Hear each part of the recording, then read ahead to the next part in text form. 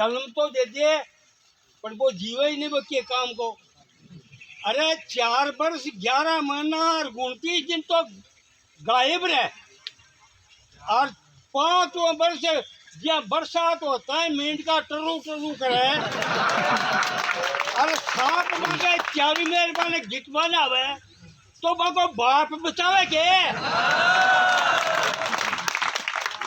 तो भैया मैं तो सन 68 में उदयपुरवाटी में यहाँ 7 वर्ष शिक्षक संघ का प्रेसिडेंट रहा उदयपुरवाटी तहसील का।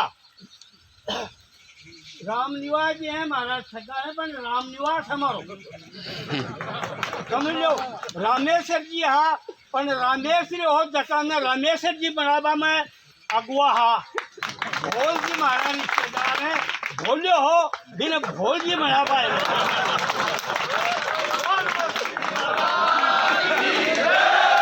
मदन जी हाँ वो मदनी हो हमारी भारत में टूटेरी जूती ही पर मारो संगठन मजबूत हो, मारो संगठन मजबूत हो।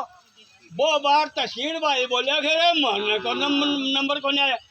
नार कहती है खंडहर भी कभी बुलंदर थी, अरे हम भी कभी जवान होंगे, लेकिन पटकी लालसा करने वाला कभी आगे नहीं बढ़ सकता है। त्याग और तपस्या, त्याग और तपस्या के बिना कोई भक्ति और कोई सिद्धि प्राप्त नहीं होती। तो प्यारे साथियों, east and west, home is the best.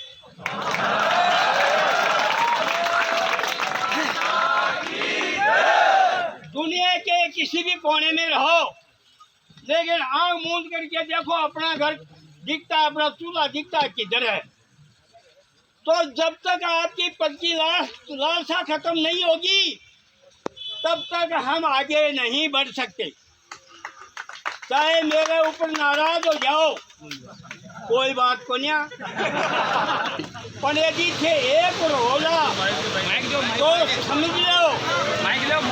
यदि आप एक जगह रहते हो, मैंने कहा ना east and west, home is the best. आप अपनों का दीख सीख जना गोरी में गुड़ में जना डोलो गिरा जाए आधी रात का। उनको सूचना मिली है, सूचना के बाद में वो अपना ये भी सोचे कि उन्होंने किसी दूसरे को भी सूचना दी है क्या। तीसरा ये वो किसी को साथ भी लेकर आए, ये मंथन करे मनन करे ऐसा बोलने वाले। बाकी बात परसों की है, भरतपुर का मामला चल रहा था। मेयर मोतीलाल जी हमने बात की कि भरतपुर में चल रहा है, उदयपुरवाटी बड़ा सैनी समाज है, अपने को भी यहाँ कुछ करना चाहिए। मोतीलाल जी ने कहा सभा कर लें ज्ञापन देने, मैंने कहा ठीक है। पूरी सूचना सब जगह मोतीलाल जी ने दी, और इस बड़ी मीटिंग की सफलता का फिर भी मोतीलाल जी को मेरे हिसाब से सारी सूचना इन्होंने दी। अब मेरे सामने बैठे सभी युवाओं से मैं एक बात पूछना चाहता हूँ, क्योंकि ये तो आंदोलन है, ये तो चलेगा। अभी पता चला कि वो आंदोलन खत्म हो गया तो हो गया, फिर भी चलेगा। ऐसे कई बार आंदोलन होंगे तब आरक्षण मिलेगा। तो खत्म नहीं भी होगा, वो तो 10 बजे एक न्यूज़ चैनल पर आई थी खबर। हो सकता है आंदोलन को खत्म करने के लिए भी न्यूज़ चैनल पर चला दिया होगा, क्योंकि आजकल तो सारे चैनल सरकारों के होते हैं। लेकिन वो खत्म हुआ नहीं हुआ उससे कोई मतलब नहीं। खत्म हो भी गया है तो दोबारा होगा 5 दिन बाद, 5 दिन बाद में 10 दिन बाद में होगा, तो अपने को यहाँ भी करना पड़ेगा। तो इसलिए बार बार सूचना देनी पड़ेगी। तो किसको करें? एक आदमी को अपन तय करते हैं, वो आदमी सबको सूचना दे। मैं बता दूं क्या नाम? आप सब हाथ खड़े करो तो मैं बता दूं। क्या मोतीलाल जी के नाम पर सहमत हो? वकील साहब के हाथ खड़े करो, मोतीलाल जी के नाम पर सहमत हो। जितना लंबा होगा निश्चित रूप से परिणाम भी उतना ही अनुकूल आएगा, इसमें कोई दो राय नहीं है। अभी हमारे पूर्व वक्ताओं ने बताया कि सारे के सारे लोग जो राजनीति क्षेत्र में काम करते हैं उनको अपनी पार्टियों से अलग होकर उनके ऊपर कोई अलग होकर पार्टियों से और समाज के जाति पे काम करना पड़ेगा। मैं निश्चित रूप से कहना चाहता हूं कि कोई भी पार्टी में हम काम करें, कहीं भी काम करें, लेकिन समाज के जाति से बड़ी कोई भी पार्टी नहीं है और हम आपके साथ हैं। आपके जी जान से आपके साथ कंधे से कंधा मिलाकर जहां आप कहोगे इस दरी से लेकर सड़कों तक, आप जहां भी कहोगे आपकी लड़ाई हम आपके साथ रहकर आपके सहयोग के साथ लड़ेंगे। इसमें कोई दो राय नहीं है, इसमें कोई आपको सोचने की आवश्यकता नहीं है। अभी जो हमारी मांगे हैं मित्रों, मैं उनमें भी आपको कहना चाहूंगा, जो हमारे महात्मा ज्योतिबा फूले जी ने दंपति को जो भारत रत्न देने का भी इसमें शायद मांग में है, ऐसा मुझे ध्यान में है, लेकिन मैं आप सब लोगों को आश्वस्त करना चाहता हूं कि अभी मंच पर वक्ताओं ने मांग भी की थी कि निश्चित रूप से भारतीय जनता पार्टी का शीर्ष नेतृत्व हम बात करेंगे, आपको साथ लेके करेंगे, उनको महात्मा जी को सम्मान देने की भी बात करेंगे, चाहे हमें दिल्ली तक इसके लिए जाना पड़े, हम आपको साथ लेके चलेंगे। ये भी मैं आपको विश्वास दिलाना चाहता हूँ।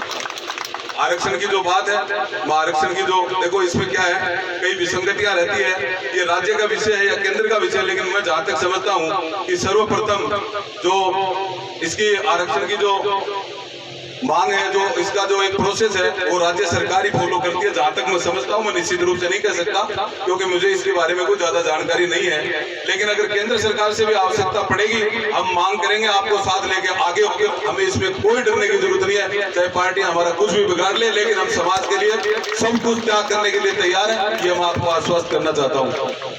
मित्रों, मैं इतना बड़ा आदमी तो नहीं हूँ, लेकिन आप सबके कि आप समाज को कुछ दे सकूं, मैं इतना बड़ा आदमी नहीं हूँ, लेकिन ये कहना चाहता हूँ कि जब हम आंदोलन करेंगे और ये आंदोलन जितना भी लंबा चलेगा, जो भी आप सब लोग जाति पर बैठ के फैसला, जो भी आदेश हम लोगों के लिए करेंगे, हम जी जान से उसको भी पूरा करेंगे। ये भी मैं आपको विश्वास दिलाना चाहता हूँ।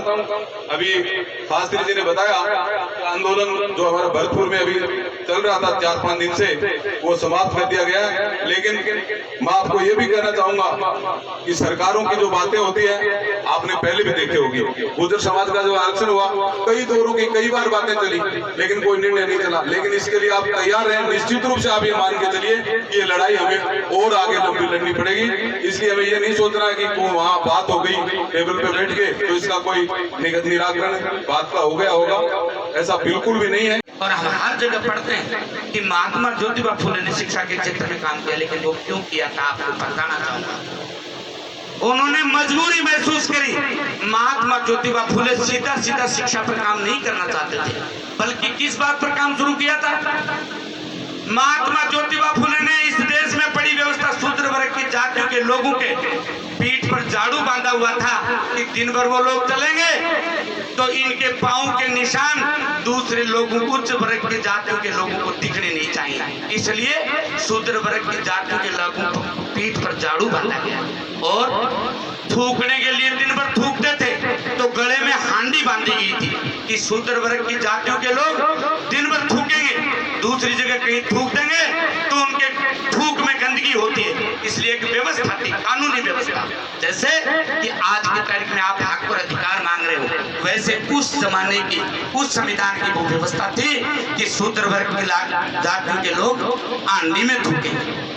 इस तरीके की व्यवस्थाओं का विरोध करने के लिए महात्मा ज्योतिबा फूले अपनों के बीच में गए और जाकर उन्होंने कहा कि इस हांडी को उतार के भगा दो। तो हमारे अपने लोगों ने उस हांडी को भगाने से मना किया और पीठ से झाड़ू को खोल दो तो खोलने से मना किया।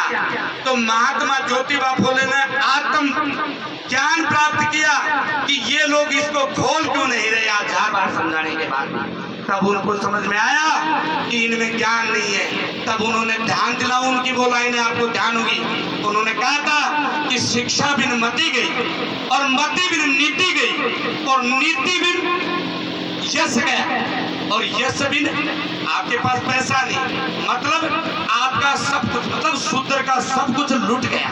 इस तरीके की पंक्तियां महात्मा ज्योतिबा फूले ने कही और उन्होंने ठाना कि मुझे मेरे समाज को इन बातों को मनवाने से पहले उनको मानने के लिए, तैयार होने के लिए शिक्षित करना पड़ेगा। तो उन्होंने शिक्षा के क्षेत्र में ये क्रांति लाने का काम किया। अब मैं आपको बीच में कह रहा था जरूरत क्यों पड़ी,